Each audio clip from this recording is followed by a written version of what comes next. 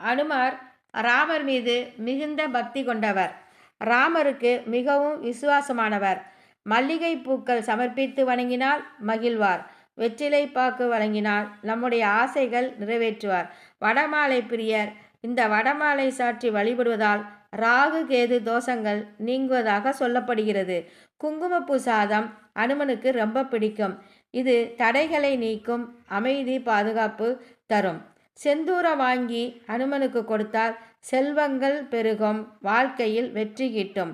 அனுமான் விரதம் கடைபிடிப்பவர்கள் சனிக்கிழமை விரதத்திற்காக காலையில் எழுந்து குளித்து விநாயகரை வணங்கி பின்னர் அனுமனை வணங்க வேண்டும்.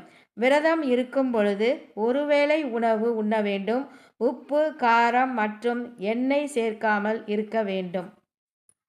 அனுமன் சாலிசா, சுந்தரகாண்டம் மற்றும் அனுமன் மந்திரங்கள் போன்றவற்றை உச்சரிப்பது விரதத்தின் முக்கியமானது ஒன்றாகும். இந்த விரதத்தினால் நினைத்த காரியம் நடக்கும். யாரிடமும் கோபமாக பேசக்கூடாது. வீண் சிந்தனை இல்லாமல் ராமநாமத்தை ஜெபித்து கொண்டே இருக்க வேண்டும். அனுமன் அனுக்கிரகம் கிடைக்கும் என நிம்மதியுடன் இருக்க வேண்டும். வெற்றி நிச்சயம் உண்டாகும். ஏதாவது ஒரு காரியம் வெற்றியாக வேண்டும் என்றால் சிலர் 21 நாட்கள் தொடர்ந்து விரதம் இருக்கின்றார்கள். அனுமன் படம் வாள் உள்ள படமாக வாங்கி வைத்து கொண்டு தினம்தோறும் காலையில் எழுந்து சுத்தமாக குளித்து முடித்துவிட்டு முடிந்தவர்கள் வெறும் வயிற்றில் வலது கை மோதிர விரலால் சந்தனத்தை பன்னீரில் குழைத்து எடுத்து அனுமன் வலதுகால் பாதம் முதல் பொட்டு வைக்க தொடங்குவர். வலதுகாலில் தொடங்கி கொஞ்சம் கொஞ்சமாக ஏறுமுகமாக மேல் பாகத்தில் ஏறி அவரது நெற்றியில் பொட்டு வைத்து அங்கிருந்து கொஞ்சம் கொஞ்சமாக கீழிறங்கி இடதுகால் முடியும் வரை அனுமனை கீழிருந்து மேல் நோக்கி சுற்றி வந்து பொட்டு வைத்து மனதார வேண்டிக் கொள்வர். இறுதியாக அவரது நெற்றியில் மட்டும் பொட்டு வைத்து விடுவார்கள். ராம் ராம் ராம் என்று உச்சரித்து கொண்டே பொட்டு வைக்க வேண்டும். காலப்போக்கில் அவருடைய குணம் மாதிரியே யார் வந்து உதவி கேட்டாலும் மறுக்காமல் உதவி செய்ய தொடங்கி விடுவார்கள். எதையும் எதிர்பார்த்து செய்ய மாட்டார்கள். எல்லாவற்றையும் பார்த்து கொள்ளலாம் என்று துணிவும் தன்னம்பிக்கையும் வந்து மனதும் அப்படியே பக்குவப்பட்டுவிடும் என்ற நம்பிக்கை உள்ளது. இதை 21 நாட்கள் கடைபிடிப்பவர்களால் மட்டும்தான் உணர முடியும்.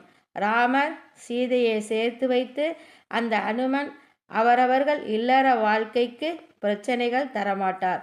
குடும்பத்தை ஒற்றுமையாக சேர்த்து வைப்பார் என நம்பப்படுகிறது. இவரை சரணடைந்தால் 7.5 சனி, அஷ்டமச்சனி, கண்டகச்சனி, அர்த்தாஷ்டமச்சனி இதனால் அவதிப்படுபவர்கள் சனி தோஷம் நீங்க பெறுவர். ஆஞ்சநேயருக்கு வெண்ணெய் சாற்றினால் நமது துன்பங்கள் சூரியனை கண்ட உருகும் பனி போல உருகிவிடும். வெண்ணெய் உருகி விடும். குழந்தை பாக்கியம் கிடைக்கும். துளசி மாலை சாற்றினால் பாவங்கள் நிவர்த்தியாகும். இவர் பல சாதனைகள் படைத்துள்ளார். முக்கியமாக சில சாதனைகளை பார்ப்போம். சிறு வயதிலேயே அனுமன் சூரியனை ஒரு பழம் என்று நினைத்து விழுங்க முயன்றார். இது அவருடைய அசார சக்தியை குறிக்கிறது. வெகு தூரம் கடலை கடந்து இலங்கைக்கு சென்று சீதையை தேடி கண்டுபிடித்து பின் ராமரிடம் வந்து சீதை இருப்பிடத்தை கூறினார். அதற்கு பின்பும் தன் வானரப்படைகளை திரட்டி கொண்டு ராமருக்கு உதவியாக சீதையை மீட்க கடல் தாண்டி மிகப்பெரிய தூரத்தை கடந்து சென்றார். சீதையை மீட்க உதவிய பிறகு தன்னுடைய வாளை பற்றிய தீயால் இலங்கையை எரித்தார். இது அவருடைய மிகப்பெரிய சாதனையாகும். ராமனின் தம்பி லக்ஷ்மணின் உயிரை காப்பாற்ற இமயமலையிலிருந்து சஞ்சீவி மலையை கொண்டு வந்து உதவினார். அனுமன் இராமாயணத்தில் மட்டுமன்றி மகாபாரதத்திலும் ஒரு முக்கிய கதாபாத்திரமாக இருந்தார். பாண்டவர்கள் வனவாசத்தில் இருந்தபோது ஒரு குள்ளமான குரங்கு வடிவத்தில் இருந்து பீமனின் பாதையை மறித்தார். அந்த குரங்கின் வாளை சக்தி படைத்த பீமனால் எவ்வளவோ முயன்றும் நகர்த்த முடியவில்லை. இதனால் அனுமானின் வலிமையை பீமன் உணர்ந்தான். அவனுடைய ஆணவம் தணிந்தது. பீமனுக்கு சில பயிற்சிகள் செய்து மேலும் பலசாலி ஆக்கினார். அதனுடன் அர்ச்சுனன் தேர்கொடியில் அனுமான் சின்னம் உள்ளது. இது வெற்றி வலிமையின் அடையாளமாக இருந்தது. ராமர் வெற்றி பெற்றது போலவே அர்ச்சுனனும் வெற்றி பெற்றான். இதனை கிடைக்கச் செய்தவர் அனுமனே. மேலும் அர்ஜுனனின் ஆணவத்தையும் அழித்து ராமரின் மகிமையையும் அவனுக்கு உணர்த்தினார் அனுமன்.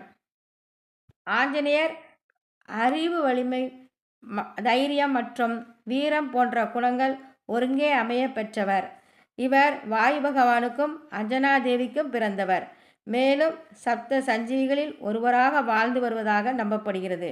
ராமநாமத்தை உச்சரிக்கும் இடத்தில் அவர் எப்பொழுதும் வசிக்கின்றார். இவரை வழிபட பலன்கள் உண்டு. இவர் வாக்கு சாதியம் கொண்டவர்.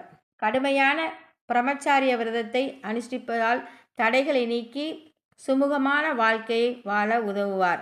மனதை அடக்குதல் யாவருக்கும் கடினம். ஆனால் கடமைகளை செய்து கொண்டே மனதை வெல்ல முடியும் என்று எடுத்துக்காட்டாக வாழ்ந்து காட்டியவர் ஆஞ்சநேயர். இன்றும் சூட்சும வடிவில் வாழும் தெய்வமாக நம்பப்படுகின்றார். இவர் இந்த மந்திர சக்தி வாய்ந்த மந்திரத்தை நாம் கூறலாம். ஓம் ஆஞ்சநேய வித்மகே வாயுபுத்ராய தீமகி தன்னோ ஹனுமன் பிரச்சோதயாத். இந்த ஆஞ்சநேயரின் காயத்ரி மந்திரத்தை 108 முறை உச்சரிப்பதால் விருப்பங்கள் நிறைவேறும், தடைகள் விலகும்.